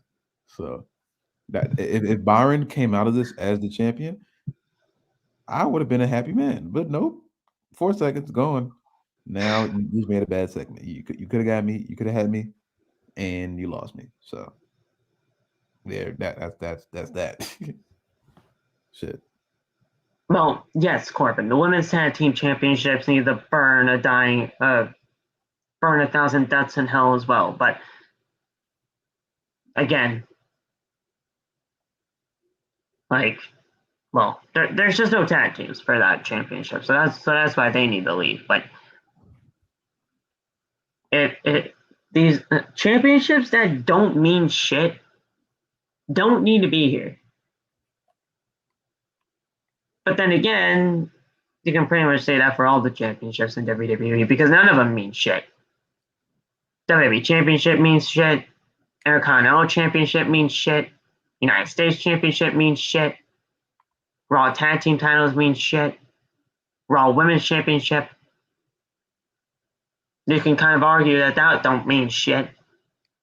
SmackDown Women's Championship, that definitely don't mean shit because it's held by Charlotte.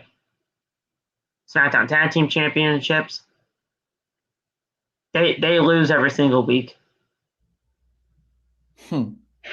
Universal Championship, as of right now, it don't mean shit because nobody's sending up a feud with Roman. Unless you're technically counting Xavier, and Xavier's going after Roman next week. And apparently it's going to be some kind of stipulation match now, and we don't know the stipulation. So We'll figure I that know out the on Friday. stipulation.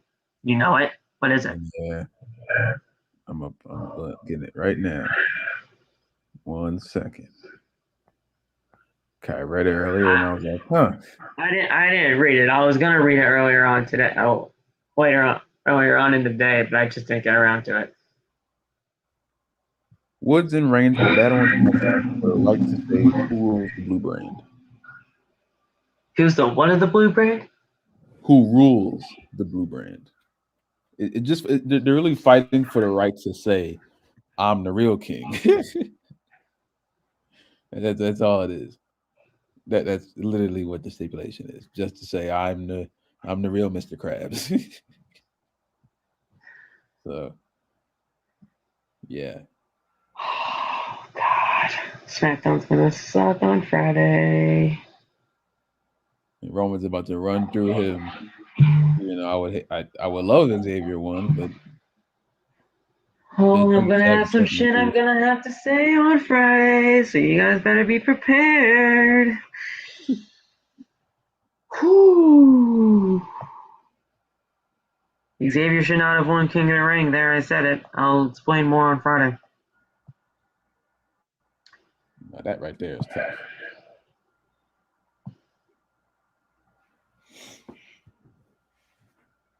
Fatal 5-way. Winner gets a shot at the Raw Women's Championship.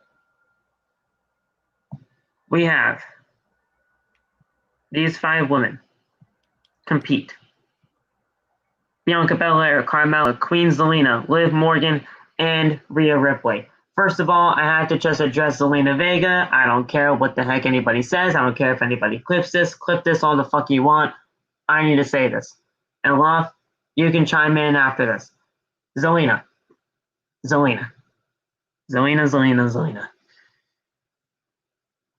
You talk in this ridiculous English accent.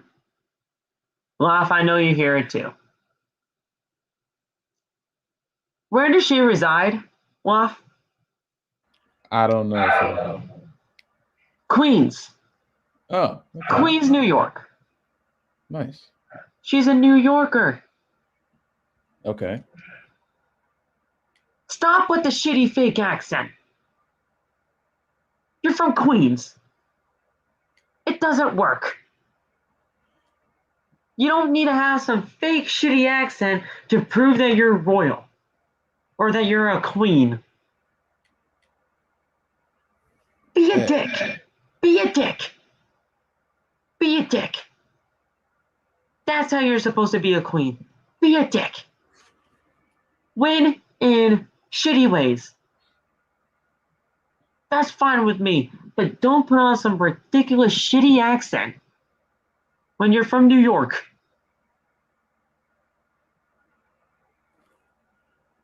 Plus, I'm pretty sure it's offensive to all the people across the pond anyway, so you're probably doing them a disservice. You need to stop. That might just be nitpicking. I am probably nitpicking, but you know what? I just hate when it has shitty little things like this that mean no sense. And to be completely honest, he didn't mean shit a few months ago.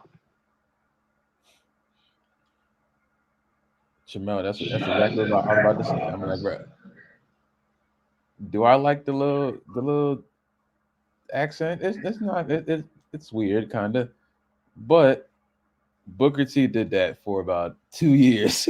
Yeah, but the thing is, it worked for Booker T at that time. Why? Because it was just a different freaking time. It's 2021 right now. Nobody gives a shit about these accents. I don't know if anybody really gave a shit about the accents back then, but it's Booker T. Nobody was gonna say anything bad about Booker T because Booker T was Booker T. So I'm shooting her some bail here. I'm not saying that it is the most innovative thing ever, but I already have the notion. Don't even get me started about Xavier, but no, I already I'll have save that for Friday. I already have the notion in my head that their version of King of the Ring, they have to have an accent. Cause think about it. When Sheamus won, he already had an accent, so they were in love. Yeah. And when Regal won it, he already had an accent in love. Kofi was Jamaican for the first few years of his career. And then he lost it in a segment. He didn't lose it in a segment, but he just talked normal in the segment. And then Triple H called him out on it on Raw, off script, saying, "Hey, weren't you Jamaican a few seconds ago?" That's what happens. They like to give people these weird accents for no reason. I understand why they're doing it for Zelina. I think I'm not. Apollo Crews is his stupid accent too. Huh? Apollo Crews, like Tromo said, with his accent. Yeah, he has the king of Wakanda ass. I hate that accent. That accent doesn't even sound like it's natural. It sounds like he just watched Black Panther 46 times. And it's supposed to sound. It's supposed to be like Nigerian or something like that, right? Like he's supposed to be a Nigerian now. Yeah, it just sounds thick as hell because that's not the way he talks. And now it's just like he sounds like he's forcing it, and it's bad. Yeah. Because it's like it sounds like you're just. Anybody can talk in an English accent if you really try. But I'm not gonna do it for an entire hour and a half of this podcast because I just want to sound royal or I just have an agenda to try to make myself sound royal to you guys. I'm not doing it. I'm gonna give you guys what I authentically am and how I authentically feel. She does not seem like this could be authentic for her. Here's the thing. I don't even know if this is just her being her. She could be forced to do this. And if that is the case, then hey, you know what? That's just shitty luck. But it still sucks. Still sucks she has to do this. I don't know. I don't know. I'm not going to say it's complete garbage yet, just because I know that every time they have a King of the Ring, they make them talk like a king or whatever. But I don't know.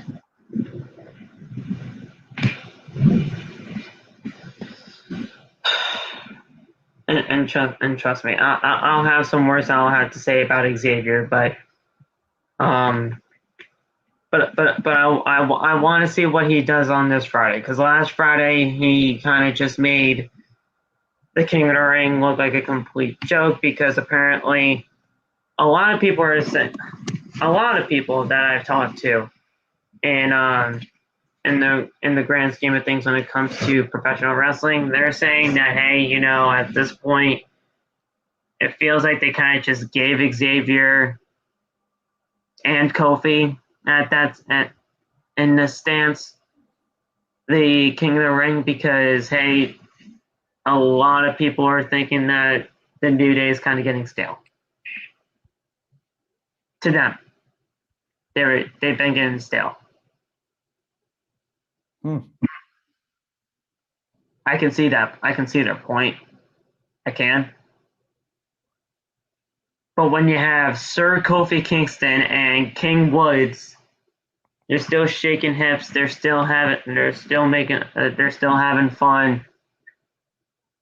That's just Kofi and Xavier. That they're always going to continue doing that. But they give them the King of the Ring when they're ultimately a tag team, just to try to freshen things up. At the end of the day, it doesn't work, because all he has is a freaking cape and a crown on his head, and that's it. That's the only thing. And even they're trying to say they put little they put king phrases and all that stuff in Xavier and Kofi's dialogue and their promos, and they think that it's gonna make everything okay and make them seem fresh. But at the end of the day, they're still Kofi and Xavier, so it's really anything new when they could probably say this shit anyway, even if they were Kings of the Ring. So we'll talk more about Xavier and Kofi on Friday when we see the match against Roman, but this match was pretty good for the women. Fatal 5-way. Becky was on commentary, just shitting on everybody, as always. And you know what? I was watching football. I was watching football up until the final 5 minutes of this match because I just can't stand Becky on commentary off. I just can't. Dog. It's so forced and I just can't do it. Hold on, give me 1 second. Plus, when you're legitimately burying all 5 women in this match, and you're of course singling out Liv Morgan in every single aspect. The fact that she was singling out Liv Morgan throughout the entire time, I'm like, yeah, all right, she's winning this match. I don't know how, but she is winning this match, and we're going to get Liv versus Becky at some point. Dog. I'm gonna say this, and I'm gonna keep saying this until they stop doing it. Just because a heel is on commentary does not mean they don't have to shut the hell up for a little bit of time. Because it got to the point to where as soon as Becky sat down, she was just arguing with Byron and Corey, or agreeing. I don't know what the hell she was doing. It sounded like it takes you out of the match. Yeah, that's the most annoying thing about it. And people go, "Oh, she's a heel." It makes me want to throw my laptop across the room. I'm like, bro, being a heel does not mean you have to talk for the whole match. Being a heel does not mean you need to go down every list of your credentials for 20 minutes. Yeah. Imagine just who was a freaking random wrestler has a lot of credentials up. Shit. I don't know. Imagine just turning on an episode of AEW, and I'm pretty sure they haven't done this, and if they did, wow. But Kenny Omega is he's at commentary, and he's just telling us about every championship he's ever won. He's going through a full history lesson. They've never done that. Okay. I don't even like Kenny, but damn, you cannot have a champion or a wrestler, a character talk for the entire freaking match. Look at me. You cannot. I almost muted my TV. I don't want y'all to be like, "Oh, this is Becky hate." No, it's not. Because I promise y'all, I enjoyed Becky before this heel run. But every time I see her on my TV again, it just makes me more and more mad because they're not even making her heel. They're just making her freaking annoying. She just won't stop talking. Part of commentary is commenting on the match. Why are you talking about what you did? And it's like she says the same stuff every time they put her on commentary. I'm listening to what they're asking her. What's his name? Corey goes, "Becky, who do you think should win this match?" She goes into a full tangent about how many times she's beaten everyone in the ring. Okay. Next question. Byron, how would you beat everyone in this match? 14-minute tangent. Corey again. Jimmy Smith ain't saying a word. Here we go again. Corey says something else. Becky, do you like her in the ring? Like, it's just like, what are these questions? Why are you asking her the same question but just switching it around? And then Becky goes on a 15-minute tangent about what championship she won in 2018. Like, what is that? Why? Why Yeah. Why?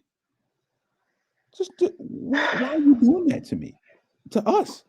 There should be no reason why I'd rather watch this show on the mute or this match on the mute. Because she, after a while, after halfway into the match, she already knew that Liv was probably going to win because she would just disregard Liv at every turn. I was like, okay, thanks for telling me the outcome of the match. Yeah. But as soon as she was telling me, Liv hasn't done shit as much as any of these other women, blah, blah, blah, blah, blah. I'm like, all right, yeah, then she's winning this match. She's winning the match. I don't know how, but she's winning the match. And I'm sitting there, I'm like, why are Corey and Byron asking her the most dumbass questions I've ever heard anyone ask ever? Like I've never seen somebody do that. I can't imagine anyone just listening to that because it's like I don't even think it was that bad on SmackDown. It was bad on SmackDown because Michael Cole would not shut up. I feel like that's the Oh, freaking it was bad. It was bad. yeah. I feel like that's the angle nowadays. They tell Becky to go out there broadcast on the broadcast table, and then whoever's out there with her just has to try to make her mad. She starts rapping to me. She started rapping J Lo lyrics. She said, "I'm still Becky from the block." She said that to me. She said, "I'm still Becky from the block," and then gave me the whole Jennifer Lopez like 4 bars. I'm like, "Why are you rapping at me? I heard Why are that. you And rapping at me? Don't can you rap at me." please keep take? Okay. Also, take the fucking sunglasses off. You're inside a fucking building. You're I'll take not. You're not Conor I'll take the McGregor. sunglasses. You're not I'm Conor not wearing McGregor. sunglasses. You're not Conor fucking McGregor. They're trying to make her that. You're not Conor McGregor. You're not. Who the fuck else was she trying to impersonate or intimate? She was trying to impersonate other people as well.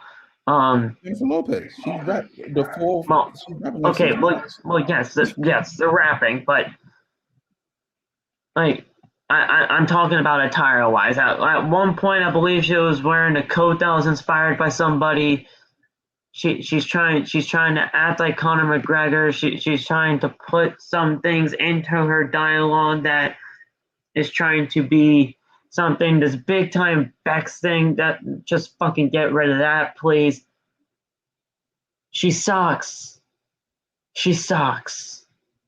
And the thing is, and the great thing is about it, you had an amazing character after she broke her nose, something that she did not control. And again, she mentioned that too. Yeah, She did. she broke her nose, and she was over. I imagine that the credit didn't have to do anything. She literally broke her nose, and it Breaking got her her nose over. got her over. Thank you, So Nia why? Jax. But yeah, So why in the world would you see? Oh, this got her over. Okay, let's turn completely left. And every time Becky comes out, she gets the pop of the lifetime, but then goes on commentary and just says nonsense for the whole match. She just won't stop talking. As soon as freaking Rhea comes out, Becky had to stop talking in the middle of her sentence because whatever people were telling her in her ear or whatever script she was remembering, it was just talk nonstop. What's she talking about? We don't know. I won a championship here. I won a championship there. They can't I beat don't me. even listen to her. I don't listen to her. She wasn't always like that. She was so freaking cool. Yeah. She was so freaking cool. Because she kept saying, "Oh, you guys cheered me when I was." Yeah, I did. Yes. Yeah, when you were good. Now you just sound like Becky is like doing the persona as if they're doing like the bully in your class that just doesn't shut up about everything they did in their life. Like the high school jock that insists on telling you about every touchdown they scored while we're in fucking lunch. Like why we Like, trying yeah, to eat I tater tots don't here? Can give you a tell me a shit. touchdown? Go away. Like shut up. This Like, wasn't a go home. situation. This wasn't a situation where you had to change Becky's character. Her character was freaking cool the whole time. You don't have to get something cool and then just destroy it and then keep Now, pushing it down our throats every single week. and now And here's the then you thing. just be like, "Oh, this is good." No, it's not. She sounds stupid. She doesn't sound comfortable. She's stuttering all over the damn place. She talking like that, Yeah. and it's Eh, like it's not. She didn't even do that before no. because Yeah. it sounded like everything she said was concise, was powerful, and she got her point across. Oh, and here's the thing. Here's the thing. You listen to her on commentary like you did tonight, stuttering up a storm, just having trouble with everything under the sun. And then you listen to her in interviews, and listen to her on like radio shows or podcasts that she gets invited to, or what have you. She's perfectly fine. She's She perfectly sounds fine. cool. She sounds aggressive. She sounds. I watched that whole freaking. I watched one interview. I didn't watch the Ryan Sapp one. I gotta watch that one because I like hearing her talk. She knows how to say things and she knows how to push a freaking match. But when you put her out there, it's like she's a whole different person. They try to make her the Conor McGregor. Becky Lynch doesn't have to be Conor McGregor. Becky Lynch can be Becky freaking Lynch. She's already cool. You don't have to ruin everything. You don't have to change everything. It's just annoying at this point because it's every single week.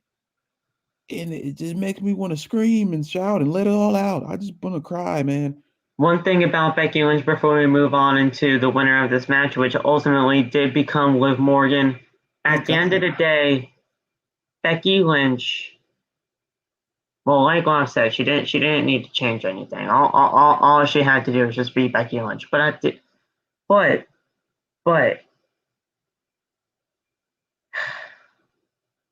was I going to say? Becky Lynch, she is getting booed now. She is getting booed. But Loft, I'm telling you this right now, it's booing for all the wrong reasons. This is not booing because you're a heel. This is booing because everybody hates your guts and everybody wants you off their television screens and out of the arena. This is officially go away heat. And nobody wants her on this show anymore. And I saw a clip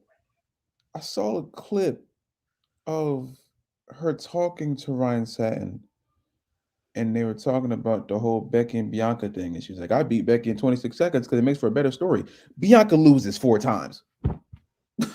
You beat Bianca 4 times because you said that on commentary, and you said that we were just building to a bigger story. You haven't put her over. So if you're going to do this bigger story, where the fuck is it going to be? Because at this point, you're exactly like Bill Goldberg. You're exactly like Bill Goldberg, who just showed up, wins, and just does not give a shit about putting anybody over. You don't. At the end of the day, you don't. And if you say you do, then you're just fucking lying. You're lying to me, you're lying to Loft, you're lying to one of your biggest fans in Megan. And she'll defend you and she'll stand by you till the day she dies. But you know what, at this point, we're just gonna say what we have to say. You're Goldberg. You're Becky Lynchberg. And at the end of the day, you don't give a shit about anybody in this women's division, just like Charlotte Flair does not give a shit. I don't know. I do respect Becky a hell of a lot more than I respect Charlotte. It's just that it doesn't fall back on Becky's back. It just falls back on the fact that this company has no idea how to write good stars unless their name is Roman Reigns, like I said. And they're not even writing that. Roman is writing his own stuff. Do you think beating her in 26 seconds was doing anything good for her? And by her, I mean Bianca Belair? No. And Bianca Belair has not done, and she hasn't done shit since losing at SummerSlam. She hasn't been looked as anything decent since losing at SummerSlam. She's honestly been booked as a complete loser. She's not putting anyone over. And you know what, at this point, when she faces Liv, probably before Survivor Series, because I can just feel that coming, I don't like where this is going. I don't. There's no redeeming qualities in Becky Lynch that I like. And at the end of the day, whether anybody likes it or not, Becky Lynch is going to be a champion for a very long time, and nobody's going to like it. That's how you've made not Becky, not anyone who's not even this. You can't blame this on Becky or Roman or nobody. No, like that. I'm not. I'm not yet. Not you specifically. It's just specifically. It's just that this company has no idea how to write stars, even when they're written for them. And you have a star that literally wrote herself, and then they just turn left. I said Becky Lynchburg. That might have been a little too far, but at the end of the day, listen. At this point, she's being with the way that she's being booked, she's looking like Goldberg. I'll say it in that way because the way she's being booked, it looks like she doesn't give a shit. She might actually give a shit about the rest of the people on the roster. She might actually do. I think she does. Yeah. But so my problem's not with her. My problem is with whoever in the world is it's the booking. It's the booking, and the worst thing about it, you can't like Mo just said. They probably gonna book her like Roman. The reason why you can't do that is because there's literally two people in this division. Yeah, like the division goes through what is it, 17 women, and like, counting NXT still. So if Becky beats everyone on SmackDown, she's gonna end up having rematches. The five women that were in this Fatal 5-Way are the most relevant people on the Raw roster for the women's division. Yeah, so she's gonna keep beating people on Raw, and then Raw's gonna go back to their rematch thing, which Raw love to do rematches like always. You can't. I don't even like the fact that they're doing this with Roman, but at least with Roman's thing, there's more superstars for him to fight, and even if not, they'll bring back a legend or two. When was the last time a woman wrestler legend came back and challenged for the championship? Not saying they should win it right after they come back, but I'm just saying. Like Cena came back to challenge Roman. No woman's never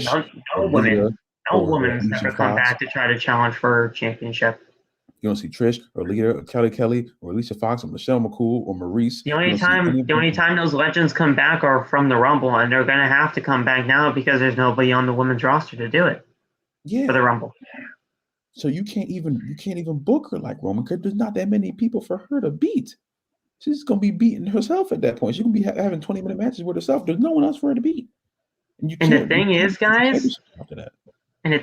guys, Raw has the better roster. Raw has the better roster than SmackDown. WWE is in the process of ruining all of their big stars. They're literally ruining Becky, and Becky can't do anything about it because that's her occupation. Yeah. But it's just like you can't have a superstar like Becky Lynch and then run her headfirst into the ground by making a character that she's not comfortable with, and the crowd is booing her, not booing her because she's bad, booing her because they don't like her anymore. Yeah, and she doesn't deserve that. She doesn't deserve that. She's one of the coolest wrestlers, and she's one of the best wrestlers on this roster, if not the best. With the exception of Sasha Banks, I think Sasha Banks is number one, but still, you can't just have a character like this. And this goes with any superstar. Even if it was my favorite Jeff, you cannot have Jeff be a fan favorite and then completely turn it around and start making him the most annoying person ever. I'll say it myself. If he went out there and started being annoying as hell, I would say he's being annoying as hell. My fandom of wrestlers does not go. It's not a blind one, you know. I try to take the blinders off even for my favorite wrestlers. I know people are like, oh, would you think Jeff did this? No, I don't. No, I don't. If it's annoying, it's annoying. If it's bad, it's bad. You can fix it. But you can't have someone as cool as her that didn't need to be put in this situation and put her in this situation. And she did not need to be a heel.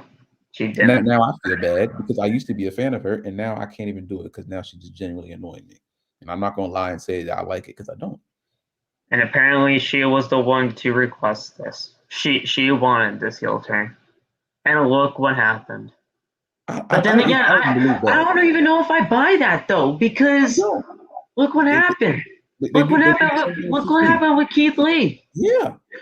Keith Lee is a perfect example. Everybody said that Keith Lee when he came back after the life-threatening COVID complications that he had when he was legitimately fighting for his life to get back to the ring for us. He said that he came back and he put the moniker Bearcat with him because he was trying to pay homage to Bearcat White or Bearcat Right or whatever the heck it is. I'm sorry if it's Bearcat Right, I believe. Yeah. But then you have him come out in purple bear claws. You have him come out in the singlet with bear scratches on the singlet and Bearcat right across the ass of it, and you have a bear roaring in his theme, and then somebody makes a post on Twitter, pretty much upset about how Keith Lee was wrongly released, and he was one of the first people to comment on that post saying, Bearcat was not my idea, lol. So he admitted that Bearcat was not his idea. That's what they do. They get a superstar that's cool, like Keith Lee or Becky Lynch. They ruin their character and say, take the blame. And then when they get released, or when the character is over, oh, that wasn't me. I bet you it's gonna be like 10 years from now, and Becky's gonna be doing like a retirement kind of thing. Hey, I'd even like the big time Bex thing. I'm a freak out. Kind of like, bro, 10 years ago, I was on the podcast with Phil at Tuesday, 1:28 a.m. at November 9th, 2021, and we said that we know that no, because it happens with everything. They get it, they do it with everybody. They get a character and like, oh, this is cool. All right, let's change it, and then blame it on you. Every time they ask you, just say it's your idea.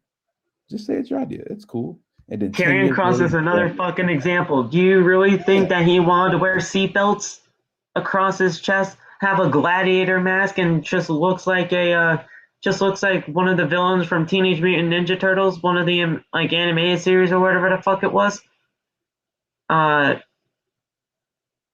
Listen, he's not a fucking gladiator.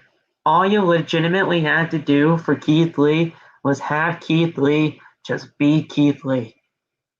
Because Keith Lee got himself over. He was the first ever North American and NXT champion when he held both titles. And Karrion Kross is fucking Karrion Kross. You think you can't market a guy like Karrion Kross when you have Scarlett with him? You're fucking ridiculous. You're fucking ridiculous. But we're going on a different tangent, and well, it's just a different story for another time. But Liv Morgan won. She gets the shot.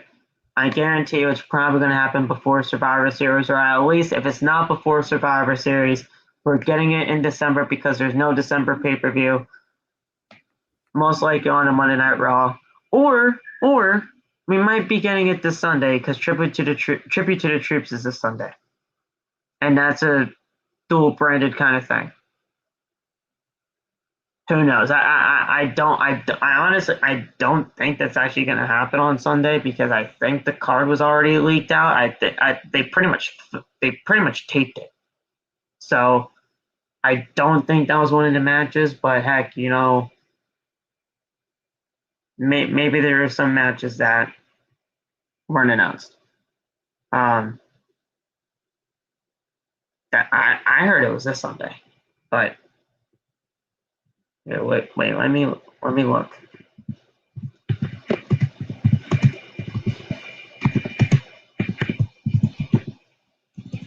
Tribute to the Troops 2021. November 4th, the 14th. This Sunday. Yeah, so it's this Sunday. they kept showing commercials first. Yeah. So it is this Sunday. I don't think Liv versus Becky is actually happening this Sunday for the championship, even though they could surprise us.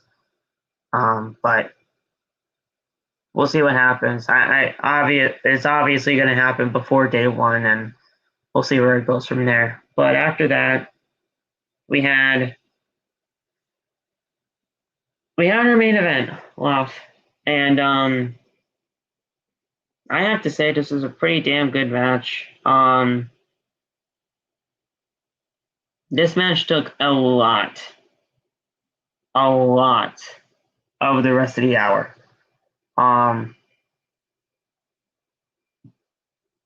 As well as should have been because it's Kevin Owens and Seth Rollins. So this was a pretty good match, but the ending was pretty shitty, but it ultimately turned into a heel turn for somebody, which we'll go over. Good match though. It's okay. Good match. The match. Everyone's freaking out. Okay, but no one's like, okay. I feel like he's at the crossroads in his WWE tenure right now. So they're like, all right, let's turn you heel again. Like, we don't have every heel in the world on this damn roster now, but I mean, Kevin Owens is better as a heel anyway, so I understand it. Yeah. I don't know where it's gonna go. I don't know where it's gonna go. I don't want him to be a go nowhere heel who just always angry.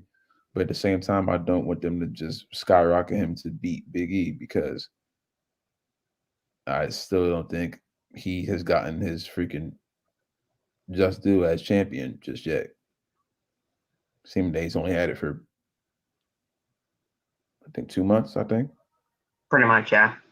just 2 months, I think. But yeah, Rollins runs back into the ring, and Owens tries to run back in, but collides with Biggie, which knocks Owens to the floor for a second as the referee counts to 10, ending the main event in a countout. Countout victory for Seth Rollins. After the bell, Owens attacks Biggie and throws him into the stairs. Owens hits a pop-up powerbomb on the ring apron, and WWE officials try to separate Owens from Biggie as Raw goes off the air. And as we get Raw going off the air, Owens is yelling at us, screaming at us, and it just fades to black, and then we just have our next show on the USA Network. So Owens is officially a heel. We saw this coming. Owens' contract ends on January 1st. So, January 31st, I believe. They're going to try to have him go. We'll try to have him get to the top one more time before his contract ends. And if he does not choose to resign, he's going elsewhere. And he'll continue to be a heel elsewhere. It's just we got to figure out where he would go. Most likely AEW. I've been trying to not say AEW all this podcast, but hey, you know what? When you had him reference it all those weeks ago in that promo, and then you have him turn heel here, it could happen, guys. It could happen. But just trust me. At the end of the day, I think Owens as a heel is better for him. Owens is a way better heel than he is a babyface, and hopefully at the end of all of this, we can get a good match between Kevin Owens and Big E for the WWE Championship. I'm hoping at day one. I think Seth Rollins is going to cash in that contract soon. It's most likely going to be in December, and then we'll figure something out January 1st for Kevin Owens to get that championship opportunity at day one.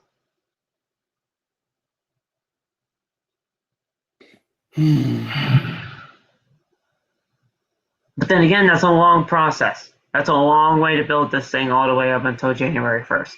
So who knows? It's a long way. WrestleMania, that's even a longer way. Yeah. Man, though, I mean, I would love to see a Kevin Owens Big E kind of thing at WrestleMania, but first of all, he would have to resign, and by he, I mean Kevin Owens, because WrestleMania is in April, and his contract ends at the end of January. So he'd have to resign. There would have to be a lot of moving pieces just to get Kevin Owens and Big E at WrestleMania.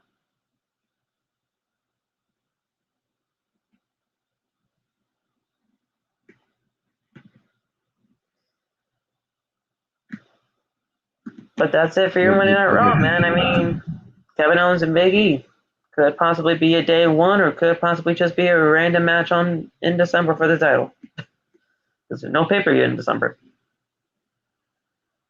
Mm-hmm. I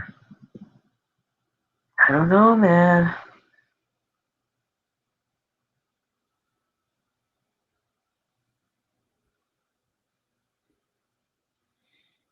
I just want something. That's all I want. Well, at least the women did it tonight. The women had the best match of the night for me. I like the Seth and the Kevin Owens match, but the fact that I didn't care about any of them and seeing that it ended in count out, I was like, yeah, no, the women's match was the best match of the night. So, to me at least. Now, all right, so let's go over some of the chats here. Kevin Owens should have been WWE champion a long time ago. Well, he was a world champion. But let's not think that he's never been a world champion. He was a world champion when when Triple H pedigreed Seth Rollins on that episode of Monday Night Raw. He pinned Seth Rollins. I believe that was for the Universal title, the Red Universal title, and that's when that happened over there. I'm probably way wrong on that, but hey, that right there when Triple H pedigreed Seth Rollins that episode on Monday Night Raw, and then I thought Kevin Owens was joining Triple H or something like that. That was fucking awesome. I wanted something to go on from that, but it didn't really work out. That was a crazy night. That was awesome. Like, I really wanted something to go from that, but they never materialized that. If you guys have anything else that you guys need to talk about, put it in the chat. We'll be here for another 5 minutes or so. So whatever you guys want to talk about. We got NXT on Tuesday. Well tonight. I think it's six-woman tag match. 6-woman tag, yep. We got Dynamite on Wednesday. This is the final Dynamite before Full Gear, which is this Saturday. We got, Thursday's Impact, but we don't do anything on Thursday. And then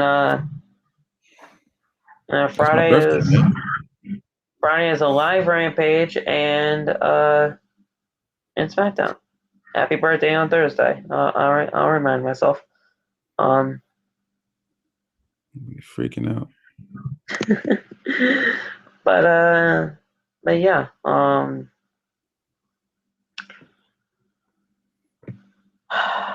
We got another week of wrestling, people, and we're going to get through it as much as we possibly can. Mel asks, are we going to be going live for Tribute to the Troops? I don't think so. I really don't know it. I like Tribute to the Troops, don't get me wrong, but let's be honest. In 2021, it's not going to be all that exciting. It's not. We're probably going to have something from Florida Georgia Line. They're probably going to sing a song, and then we're probably going to get a 6-man tag between the Bloodline and some other random 3-man tag team. So Florida Georgia.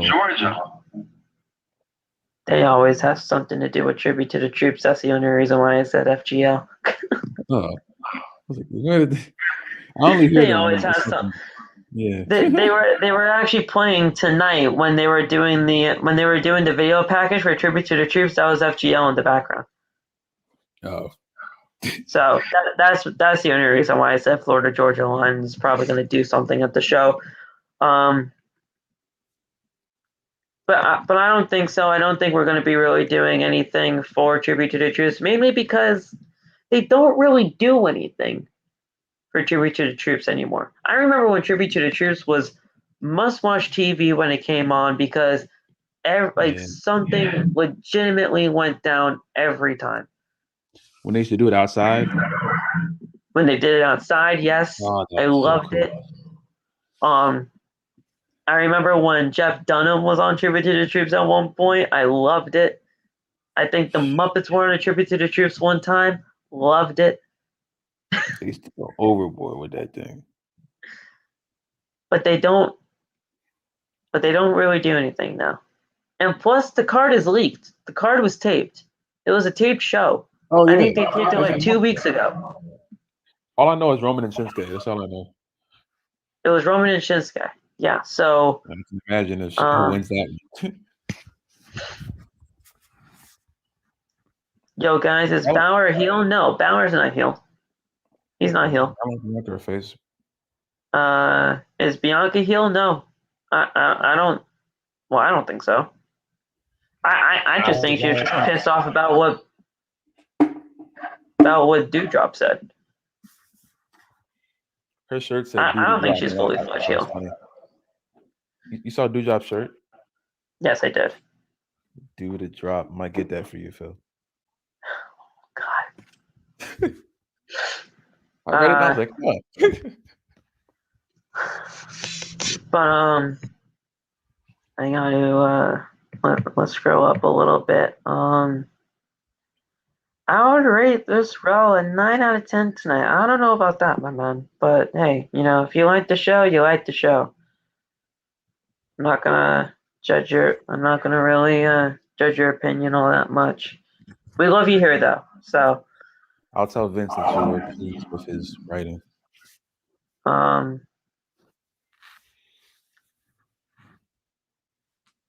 That's it for your Raw, guys.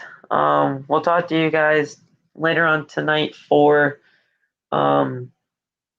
NXT. Continue showing love to the podcast as much as you possibly can, in any way that you possibly can. Tell your friends, tell your girlfriend, tell your boyfriends, tell your mother, your father, your girlfriend, your brother, your sister, your aunt, your uncle, your dog, your cat,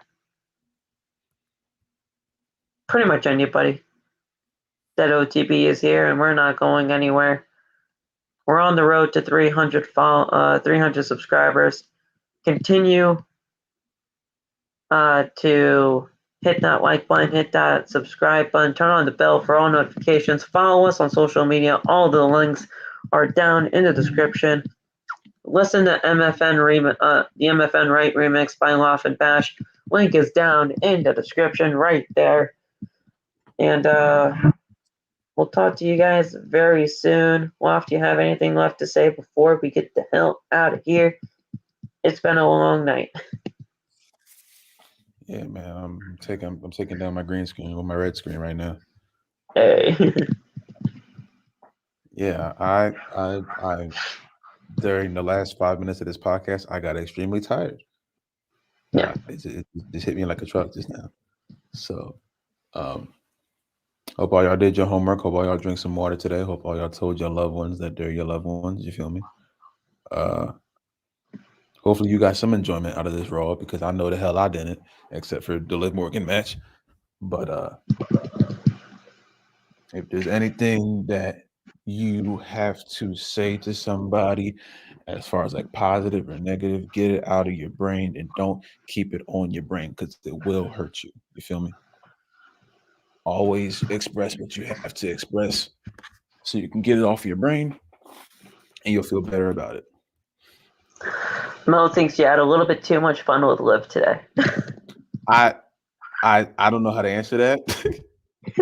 Have any fun with Liv Morgan? All I did was just watch the show. I'm about to have fun with this pillow in this damn bed. I'll tell you that. That's not what I have fun with. That sounded really wrong, but I don't care how it sounded. I know what I don't care how the fuck that sounded. I could rather keep that shit. I'm not having any fun with Liv Morgan. But I just posted a video about her, so y'all go check that out. You feel me? If you feel like it. I don't like stuff promoting, but if you feel like it. But yeah, good pod, good stream. You know what I'm saying? We'll talk to you guys tomorrow. Have a good night. Stay safe. Yeah, man. And we'll talk to you soon. Peace out.